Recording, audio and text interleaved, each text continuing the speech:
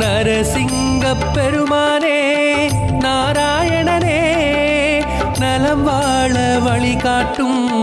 துணையாக வந்தவனே நரசிங்கப் பெருமானே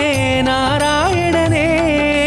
நலம் வாழ வழிகாட்டும் துணையாக வந்தவனே